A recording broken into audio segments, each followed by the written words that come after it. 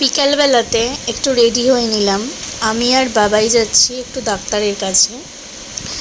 এই যে বেরিয়ে পড়লাম, এখন ঘড়িতে বাজে ওই 6:30 পৌনে 7টা মতো। তারপর বাড়ি চলে এলাম, রুটি কিনে এনেছি।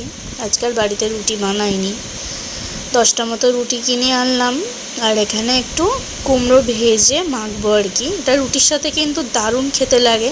একটু শুকনো লঙ্কা ভেজে নিয়েছি, পেঁয়াজ ভেজে, এটা দারুণ খেতে লাগে। আমার মা বানায়, মায়ের থেকেই শিখেছি আর কি। এখন 9টা মতো বাজে, বাপি মাকে খাবার খেতে দিয়ে দেবো। বাপি মাকে খাবার খেতে দিয়ে চলে এলাম ঘরে। একটু বসেছিলাম, বাবাই বাইরে একটু গিয়েছিল বন্ধুদের সাথে আড্ডা মারতে।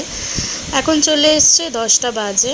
এখন বাবাই আর আমি দুজন মিলে রাতের ডিনারটা সেরে নেব। তোমরাও একদিন বাড়িতে বানিও, দেখবে দারুণ খেতে লাগে। কুমড়ো ভর্তা এটাকে বলে। আজকের মতো ভিডিওটি এখানেই স্টপ করছি। টাটা।